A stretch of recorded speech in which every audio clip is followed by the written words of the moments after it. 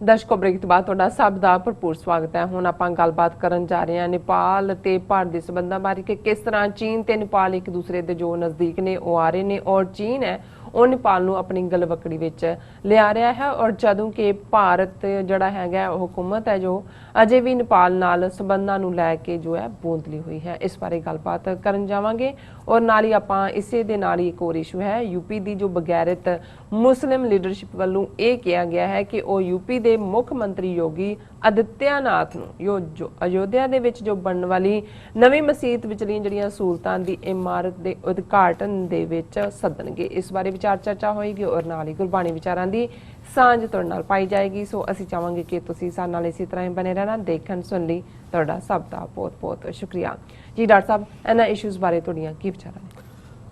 देखो अक्सर south Asian खिते ਦੇ ਉੱਤੇ ਅਸੀਂ ਸਾਡਾ ਫੋਕਸ ਹੁੰਦਾ ਹੈ ਕਿਉਂਕਿ ਵੈਸੇ ਵੀ ਜਿਓ ਪੋਲਿਟਿਕਸ ਇਸ ਵੇਲੇ ਸਭ ਤੋਂ ਅਹਿਮ ਉਹ ਹਿੱਸਾ ਹੈ ਔਰ ਜਿਸ ਅੰਦਾਜ਼ ਦੇ ਵਿੱਚ ਭਾਰਤ ਬਿਲਕੁਲ ਅਲੱਗ ਥਲੱਗ ਪਿਆ ਹੈ ਆਪਣੇ ਗਵਾਂਢੀਆਂ ਨਾਲੋਂ, ਉਹਨਾਂ ਦੇ ਵਿੱਚ ਨੇਪਾਲ ਔਰ ਬੰਗਲਾਦੇਸ਼ ਦਾ ਭਾਰਤ ਦੇ ਹੱਥਾਂ ਚੋਂ ਨਿਕਲਣਾ ਇਹ ਸੱਚਮੁੱਚ ਬਹੁਤ ਵੱਡੀ ਡਿਵੈਲਪਮੈਂਟ ਹੈ। ਔਰ ਵੈਸੇ ਜਿਹੜੇ ਸਿਆਣੇ ਲੋਕ ਹੁੰਦੇ ਨੇ ਜਾਂ ਸਿਆਣੇ ਨੀਤੀਕਾਰ ਹੁੰਦੇ ਨੇ ਉਹ ਦੇਖਦੇ ਨੇ ਕਿ ਜਿੱਥੇ ਸਬੰਧਾਂ ਦੇ ਵਿੱਚ ਕੋਈ ਕੁੜਿੱਤਣ ਹੈ ਜਾਂ ਖਟਾਸ ਹੈ ਉਸ ਨੂੰ ਕਿਵੇਂ ਘਟਾਇਆ ਜਾਏ, ਲੇਕਿਨ ਇੱਥੇ ਕੋਈ ਇਸ ਕਿਸਮ ਦਾ ਐਫਰਟ ਇਹਨਾਂ ਦਾ ਨਜ਼ਰ ਨਹੀਂ ਆਇਆ ਕਿਉਂਕਿ ਨੇਪਾਲ ਨੇ ਜਿਹੜਾ ਬਿਲਕੁਲ ਜਿੱਥੇ ਉਹਨਾਂ ਨੇ ਆਪਣਾ ਨਕਸ਼ਾ ਦਿਖਾਇਆ, 3 ਇਲਾਕੇ ਜਿਹੜੇ ਉਹਨਾਂ ਨੇ ਕਲੇਮ ਕੀਤੇ, ਉੱਥੇ ਅਸੀਂ ਜ਼ਿਕਰ ਕੀਤਾ ਸੀ ਕਿ ਕਿਵੇਂ ਉਹਨਾਂ ਨੇ ਹੈਲੀਪੈਡ ਵੀ ਬਣਾਏ ਨੇ ਔਰ ਈਵਨ ਬਿਹਾਰ ਦੇ ਚੀਫ ਮਿਨਿਸਟਰ ਨੇ ਕਿਹਾ ਕਿ ਜੀ ਅਸੀਂ ਫਲੱਡਸ ਬੜੇ ਬੁਰੀ ਤਰ੍ਹਾਂ ਲੱਖਾਂ ਲੋਕ ਪ੍ਰਭਾਵਿਤ ਨੇ ਔਰ ਨੇਪਾਲ ਨੇ ਸਾਡੇ ਨਾਲ ਬਿਲਕੁਲ ਕੋਆਪਰੇਟ ਨਹੀਂ ਕੀਤਾ। ਹੁਣ ਜਿਹੜੀ ਇੱਕ ਟ੍ਰਿਗਰਿੰਗ ਪੁਆਇੰਟ ਬਣਿਆ ਕਰੰਟ ਪੀਰੀਅਡ 'ਚ ਉਹਦੇ 'ਚ ਨੇਪਾਲ ਮੀਟਿੰਗ ਮੰਗ ਰਿਹਾ ਸੀ ਕਿ ਵੀ ਤੁਸੀਂ ਆਪਣੇ ਜਿਹੜਾ ਸਾਡੇ ਨਾਲ ਡਾਇਰੈਕਟ ਮੀਟ ਕਰੋ ਔਰ ਉਹਨਾਂ ਨੇ ਕਿਹਾ ਜੀ ਨਹੀਂ ਅਜੇ ਕੋਵਿਡ-19 ਨੂੰ ਅਸੀਂ ਦੇਖ ਲੈਂਦੇ ਹਾਂ। ਦੂਜਾ ਉਹ ਇਹਨਾਂ ਮੁੱਦਿਆਂ ਤੇ ਗੱਲ ਕਰਨਾ ਚਾਹੁੰਦੇ ਸੀ ਔਰ ਜਦੋਂ ਉਹਨਾਂ ਨੇ ਆਪਣੀ ਐਰੋਗੈਂਸ ਦਿਖਾਈ ਨੇਪਾਲ ਨੇ ਅਦਰਵੇ ਕੀ। ਹੁਣ ਵੀ ਇੱਕ ਪਾਸੇ ਖਬਰ ਹੈ ਕਿ ਵੀ ਹੁਣ ਆਈਸ ਬ੍ਰੇਕਿੰਗ ਮੀਟਿੰਗ ਉਹ ਕਰਨਾ ਚਾਹੁੰਦੇ ਨੇ ਪਰ ਉਹਦੇ 'ਚ ਵੀ ਇਹ ਹੈ ਕਿ ਵੀ 9 ਮਹੀਨੇ ਤੋਂ ਨੇਪਾਲ ਨਾਲ ਇਹਨਾਂ ਨੇ ਕੋਈ ਉਸ ਕਿਸਮ ਦੀ ਨਹੀਂ ਕੀਤੀ ਔਰ ਹੁਣ ਵੀ ਜਿਹੜੀ ਮੀਟਿੰਗ ਹੈ ਕੋਈ ਉਹਨਾਂ ਦੇ ਫੋਰਨ ਸੈਕਟਰੀ ਲੈਵਲ ਤੇ ਨਹੀਂ ਹੈ। Indian ambassador in Kathmandu and Nepal's foreign secretary ਜਿਹੜੇ ਨੇ will meet on August 17 as a regular interaction between India and Nepal. ਔਰ ਇਹ ਹੁਣ ਐਂਬੈਸਡਰ ਤਾਂ ਉੱਥੇ ਹੀ ਬੈਠਾ, ਪਹਿਲਾਂ ਵੀ ਐਂਬੈਸਡਰ ਨਾਲ ਗੱਲ ਦਾ ਨਹੀਂ ਹੈ। ਇਹਦਾ ਮਤਲਬ ਇਹ ਹੈ ਵੀ ਅਜੇ ਵੀ ਭਾਰਤੀ ਹਾਕਮਾਂ ਨੂੰ ਇਹ ਸਮਝ ਨਹੀਂ ਆਈ ਕਿ ਵੀ ਉਹ ਨੇਪਾਲ ਨੂੰ ਇਸ ਤਰ੍ਹਾਂ ਸ਼ੈਬਲੀ ਡੀਲ ਨਹੀਂ ਕਰ ਸਕਦੇ ਕਿ ਭਾਈ ਉਹ ਜਿਵੇਂ ਉਹਨਾਂ ਦੀ ਕੋਈ ਔਕਾਤ ਹੀ ਨਹੀਂ ਹੈ ਵੀ ਅਸੀਂ ਆਪਣੀ ਐਰੋਗੈਂਸ ਦਿਖਾ ਰਹੇ। ਇਸ ਦੇ ਉਲਟ ਅਸੀਂ ਦੇਖ ਰਹੇ ਹਾਂ ਵੀ ਇਸ ਸਾਰੇ ਕ੍ਰਾਈਸਿਸ 'ਚੋਂ ਚਾਈਨਾ ਜਿਹੜਾ ਪਹਿਲਾਂ ਹੀ ਨੇਪਾਲ ਦੇ ਨਾਲ ਜਿਹੜਾ ਉਸਨੇ ਆਪਣੀ ਕੁਰਬਤ ਵਧਾਈ, ਬਹੁਤ ਸਾਰੇ ਪ੍ਰੋਜੈਕਟ ਸ਼ੁਰੂ ਕੀਤੇ, ਪਰ ਹੁਣ ਉਹਨੂੰ ਆਪਣੀ ਐਮਬਰੇਸ ਦੇ ਵਿੱਚ ਆਪਣੀ ਗਲਵਕੜੀ 'ਚ ਹੋਰ ਵੀ ਗਲਵਕੜੀ ਪੀੜੀ ਹੁੰਦੀ ਜਾ ਰਹੀ ਹੈ। ਔਰ ਇਹ ਖਬਰ ਇਸੇ ਹਵਾਲੇ ਨਾਲ ਕਿ ਜਿੱਥੇ ਇੰਡੀਆ ਦੇ ਐਂਬੈਸਡਰ ਨੇ ਮਿਲਣਾ ਹੈ ਉਹਨਾਂ ਦੇ ਫੋਰਨ ਸੈਕਟਰੀ ਨੂੰ ਨੇਪਾਲ ਦੇ, ਇਸ ਤੋਂ ਬਿਯੋਂਡ ਕੋਈ ਆਫੀਸ਼ੀਅਲ ਕੋਈ ਵਰਚੁਅਲ ਮੀਟਿੰਗ ਤੱਕ ਵੀ ਦੇਣ ਨੂੰ ਤਿਆਰ ਨਹੀਂ। ਇਸ ਦੇ ਉਲਟ ਹੈ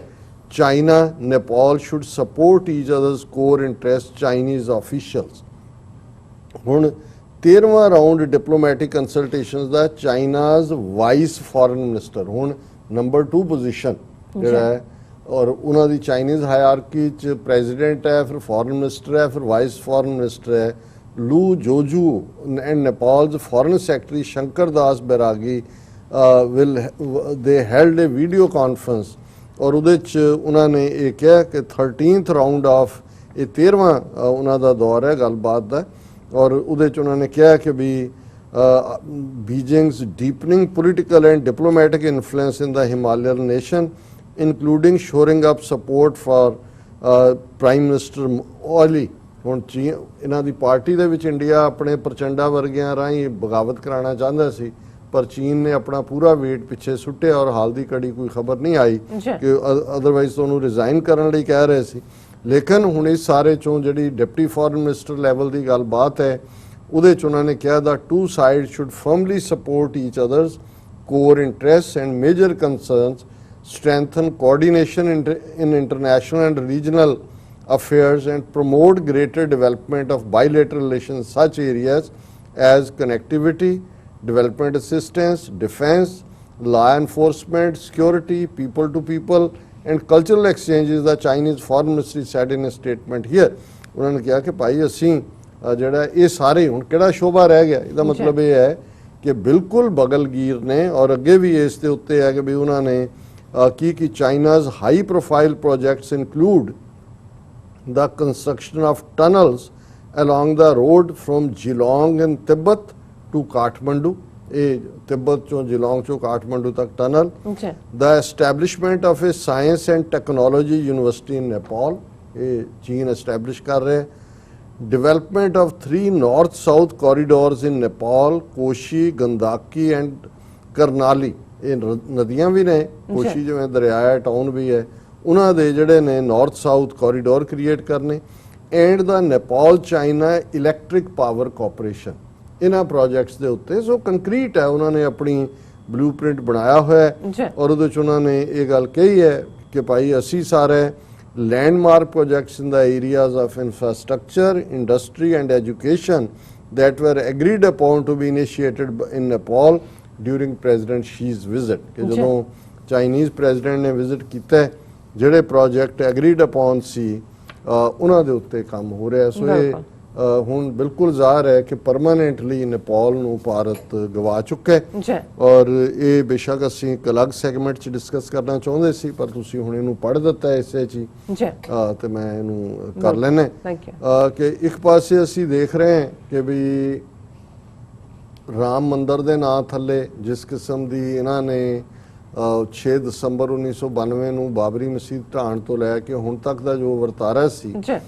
ਔਰ 200 ਮਿਲੀਅਨ ਮੁਸਲਮਾਨ ਬਿਲਕੁਲ ਚੁੱਪ ਹੋਏ ਸੀ ਸਾਰੇ 'ਚ ਕਿ ਭਾਈ ਇਹ ਮੰਦਰ ਬਣ ਜਾਏ, ਹੁਣ ਇਹ ਨਾ ਹੋਏ ਕਿ ਵੀ ਫਿਰ ਸਾਡੀ ਜਿਹੜੀ ਹੈ ਉਹ ਮਾਰ ਮਰਾਈ ਹੈ ਸ਼ੁਰੂ ਹੋਏ, ਇਹ ਵੀ ਸਮਝ ਆ ਸਕਦਾ ਹੈ, ਡਰ ਵੀ ਸਮਝ ਆ ਸਕਦਾ ਹੈ, ਪਰ ਤੁਸੀਂ ਇਸ ਹੱਦ ਤੱਕ ਗੁਲਾਮੀ ਔਰ ਇਸ ਹੱਦ ਤੱਕ ਜਿਹੜੀ ਤੁਹਾਡੀ ਜ਼ਿਲਤ ਹੈ ਉਸ ਨੂੰ ਇੰਜੋਏ ਕਰ ਰਹੇ ਹੋ, ਸਲੇਵਰੀ ਨੂੰ ਇੰਜੋਏ ਕਰ ਰਹੇ ਹੋ। ਮੈਨੂੰ ਦੁੱਖ ਲੱਗਾ ਇਹ ਖਬਰ ਦੇਖ ਕੇ ਕਿ UP CM will be invited to lay stone for public facilities on land for mosque in Ayodhya official. ਹੁਣ ਸੁਪਰੀਮ ਕੋਰਟ ਨੇ ਤਾਂ ਇਹ ਕਿਹਾ ਕਿ ਜੀ ਇਹ ਦੇ ਦਿਓ, ਇੱਥੇ ਮੰਦਰ ਬਣੇਗਾ ਜਿੱਥੇ ਮਸਜਿਦ ਢਾਈ ਹੈ ਔਰ ਮੁਸਲਮਾਨਾਂ ਨੂੰ ਯੂਪੀ ਉਹਨਾਂ ਨੇ ਸਰਕਾਰ ਨੂੰ ਕਿਹਾ ਜੀ ਇਹਨਾਂ ਨੂੰ 5 ਏਕੜ ਜ਼ਮੀਨ ਨੇੜੇ ਤੇੜੇ ਦੇ ਦਿਓ ਕਿ ਇਹ ਮਸਜਿਦ ਬਣਾ ਲੈਣ। ਹੁਣ ਪਹਿਲੀ ਗੱਲ ਤਾਂ ਜੇ ਇਹਨਾਂ ਨੇ ਕਿਤੇ ਹੋਰ ਮੰਦਰ ਨਹੀਂ ਬਣਾਇਆ ਕਿਉਂਕਿ ਇਹ ਮੰਦਰ ਯਹੀਂ ਬਣਾਏਂਗੇ, ਇਹ ਫੈਸਲਾ ਵੀ ਜਿਹਨੂੰ ਅਸੀਂ ਹਮੇਸ਼ਾ ਕਿਹਾ ਵੀ ਇੱਕ ਧੱਕਾ ਸੀ। ਹੁਣ ਉਹਨਾਂ ਨੇ ਅਯੁੱਧਿਆ ਦੇ ਨੇੜੇ ਤਾਂ ਕੀ ਜ਼ਮੀਨ ਦੇਣੀ ਸੀ, 20 ਮੀਲ ਦੂਰ 5 ਏਕੜ ਦਿੱਤੀ ਕਿ ਬਈ ਇੱਥੇ ਬਣਾ ਲਓ। ਇਸ ਦੇ ਉੱਤੇ ਵੀ ਜਦੋਂ ਮੰਦਰ ਦਾ ਨੀਂਹ ਪੱਥਰ ਰੱਖਤਾ, ਅਗਲੇ ਦਿਨ ਯੋਗੀ ਮੀਡੀਆ ਨੂੰ ਕਹਿੰਦਾ ਕਿ ਜੀ ਮੈਂ ਤਾਂ ਜੇ ਮੈਨੂੰ ਇਹਨਾਂ ਨੇ ਤਾਂ ਸੱਦਣਾ ਨਹੀਂ, ਜੇ ਸੱਦਣ ਵੀ ਮੈਂ ਤਾਂ ਨਹੀਂ ਜਾਣਾ ਮਸਜਿਦ ਦੇ ਜੇ ਉਦਘਾਟਨ ਦੇ ਉੱਤੇ ਕਰਨਾ। ਉਹਨਾਂ ਨੂੰ ਪੁੱਛਿਆ ਕਿ ਜੀ ਜੇ ਹੁਣ ਤੁਸੀਂ ਇੱਥੇ ਇੰਨਾ ਕੁਛ ਕੀਤਾ ਉਹ ਕਰਨਗੇ ਤੁਸੀਂ ਕੀ ਕਰੋਗੇ। ਲੇਕਿਨ ਇਸ ਹਿਊਮਿਲੇਸ਼ਨ ਦੇ ਬਾਵਜੂਦ ਹੁਣ ਇਹ ਤੁਸੀਂ ਖਬਰ ਜਦੋਂ ਦੇਖਦੇ ਹੋ ਕਿ to a question on whether Adityanath will lay the foundation stone for construction of the mosque, Indo-Islamic Cultural Foundation spokesperson Hussain said that ਉਹਨੇ ਕਿਹਾ ਜੀ ਮਸਜਿਦ ਦਾ ਤਾਂ ਕਦੇ ਕੋਈ ਹੁੰਦਾ ਨਹੀਂ ਵੀ ਉਹਦਾ ਨੀਂਹ ਪੱਥਰ ਰੱਖਿਆ ਜਾਏ, ਉਹ ਕੋਈ ਪ੍ਰੋਵੀਜ਼ਨ ਨਹੀਂ ਹੈ foundation stone the, but Adityanath Yogi will be invited to lay the foundation stone for various public facilities at a mosque to be built in Ayodhya's Dhanipur village by a trust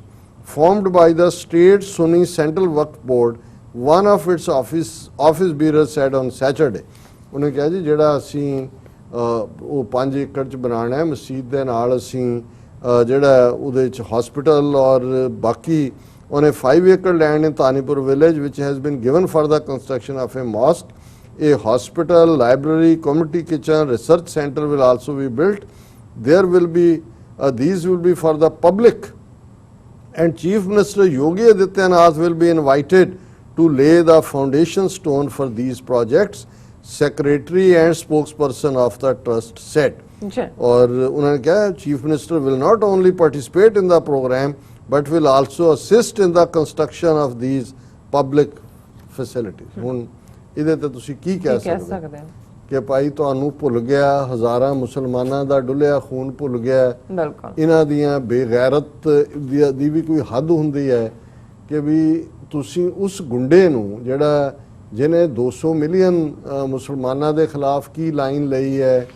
UP ਦੇ ਵਿੱਚ ਮੁਸਲਮਾਨਾਂ ਦਾ ਕੀ ਹਾਲ ਕੀਤਾ ਹੋਇਆ, ਇਹ ਹੈ। ਔਰ ਜੇ ਜ਼ੁਲਮ ਦੋ ਕਿਸਮ ਦੇ ਲੋਕ ਹੁੰਦੇ ਨੇ, ਇੱਕ ਜ਼ੁਲਮ ਦੇ ਸਾਹਮਣੇ ਅੜਦੇ ਨੇ, ਇੱਕ ਜ਼ੁਲਮ ਦੇ ਸਾਹਮਣੇ ਫਿਰ ਅੱਗੋਂ ਹੋਰ ਲਿਫਦੇ ਨੇ ਔਰ ਉਹ ਜ਼ੁਲਮ ਕਰਨ ਵਾਲੇ ਦਾ ਵੀ ਸ਼ੁਕਰੀਆ ਕਰਦੇ ਨੇ ਕਿ ਵੀ ਤੂੰ ਸਾਡੇ ਤੇ ਜ਼ੁਲਮ ਕੀਤਾ ਹੈ। ਇਹ ਬੇਗੈਰਤੀ ਇਸ ਪਾਸੇ ਵੱਲ ਇਸ਼ਾਰਾ ਕਰਦੀ ਹੈ। ਔਰ ਮੈਂ ਕਨਕਲੂਡ ਕਰਨ ਤੋਂ ਪਹਿਲਾਂ ਬਾਬਾ ਫਰੀਦ ਗੰਜ ਸ਼ੱਕਰ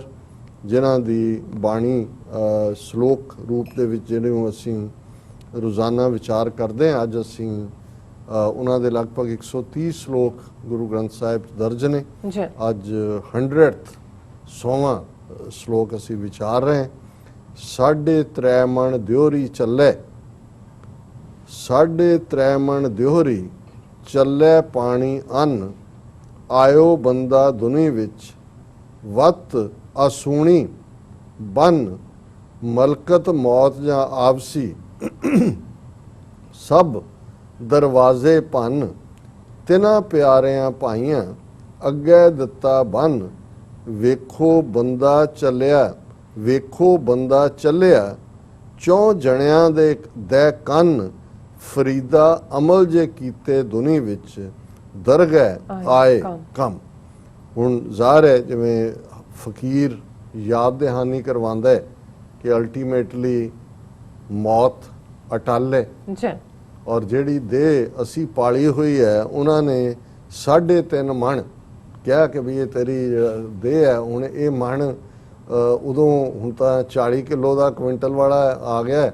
ਲੇਕਿਨ ਇਹ ਦੇਸੀ ਜਿਹੜਾ ਮਣ ਸੀ ਉਹ ਸ਼ਾਇਦ 18 ਸੇਰ ਦਾ ਹੁੰਦਾ ਸੀ। ਸੋ ਉਦੋਂ ਵੀ ਜੇ 3.5 ਵੀ ਕਰੋ ਤੇ ਹੁਣ ਤੁਸੀਂ ਦੇਖ ਲਓ ਕਿ ਵੀ ਵਾਹ ਬਣ ਜਾਂਦਾ। ਇੰਨੇ ਕੁ ਐਵਰੇਜ weight ਤਾਂ ਅੱਜ ਕੱਲ ਇਹਦੇ ਨਾਲੋਂ ਜ਼ਿਆਦਾ ਹੀ ਹੋਏਗਾ, ਬਹੁਤ ਜ਼ਿਆਦਾ ਖਾ ਕੇ ਜੰਕ ਫੂਡ। ਸੋ ਬਾਬਾ ਫਰੀਦ ਇਹ ਯਾਦ ਕਰਵਾਉਂਦੇ ਨੇ ਕਿ ਭਾਈ ਇਹ ਜਿਹੜਾ ਤੂੰ 3.5 ਮਣ ਦਾ ਭਾਰ ਦੇਹ ਦੇ ਰੂਪ ਦੇ ਵਿੱਚ ਪਾਲਿਆ ਹੋਇਆ, ਚੁੱਕਿਆ ਹੋਇਆ, ਇਹ ਅਲਟੀਮੇਟਲੀ ਇਸ ਨੇ ਕਿੱਧਰ ਜਾਣਾ? ਆਇਓ ਬੰਦਾ ਦੁਨੀ ਵਿੱਚ ਵਤ ਆਸੂਣੀ ਬਨ। ਹੁਣ ਕਿ ਵੀ ਜਦੋਂ ਤੂੰ ਦੁਨੀਆ ਦੇ ਵਿੱਚ ਆਇਆ ਤੇ ਇਹ ਇੱਕ ਨਿੱਕੀ ਜਿਹੀ ਆਸ ਦੇ ਨਾਲ, ਜਦੋਂ ਅਸੀਂ ਆਸੂਣੀ ਕਹਿੰਦੇ ਆ ਆਸ ਦੇ ਨਾਲ ਜਿਉਣਾ, ਇਹਨੂੰ ਆਸੂਣੀ ਕਿਹਾ ਜਾਂਦਾ ਹੈ ਕਿ ਭਾਈ ਇਹ ਆਸ ਬਨ ਕੇ ਆਇਆ ਕਿ ਮੈਂ ਕੀ ਕਰਨਾ, ਪਰ ਕੀਤਾ ਉਹਨੇ ਕੀ? ਅਲਟੀਮੇਟਲੀ ਦੁਨੀਆ ਦੇ ਵਿੱਚ ਗਵਾਚ ਗਿਆ, ਐਸ਼ੋ ਇਸ਼ਰਤ ਗਵਾਚ ਗਿਆ।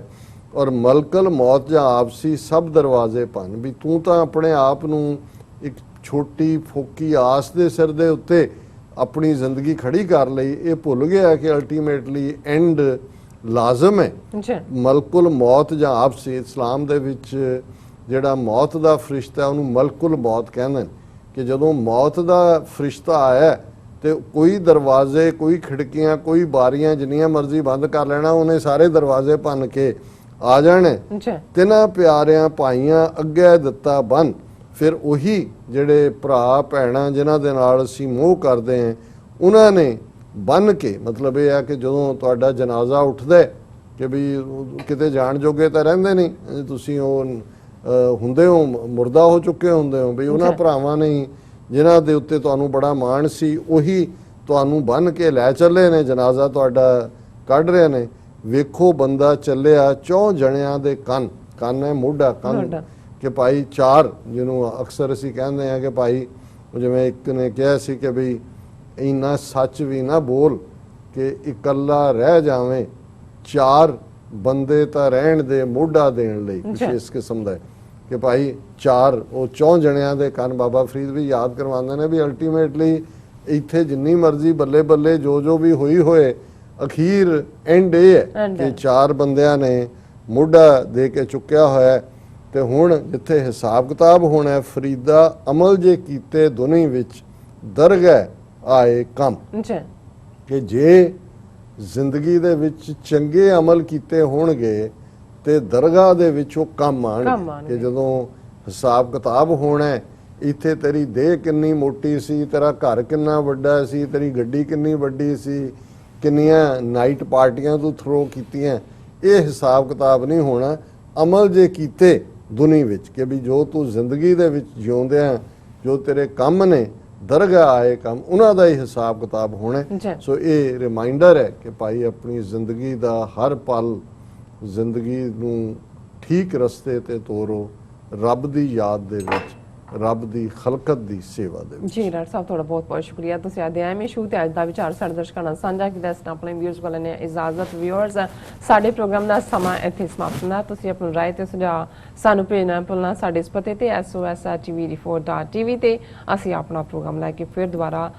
ਤੁਹਾਡੇ ਸਨਮੁਖ ਹੋਵਾਂਗੇ। ਤਦ ਤੱਕ ਲਈ ਮੈਨੂੰ ਤੇ ਆਪਣਾ ਡਾਕਟਰ ਨਾਲ ਗਿਆ ਦੋ ਦੇਖਦੇ ਰਹੋ TV4। ਬੁਲਾ ਦਿਓ ਫਤਿਹ। ਵਾਹਿਗੁਰੂ ਜੀ ਕਾ ਖਾਲਸਾ, ਵਾਹਿਗੁਰੂ ਜੀ ਕੀ ਫਤਿਹ।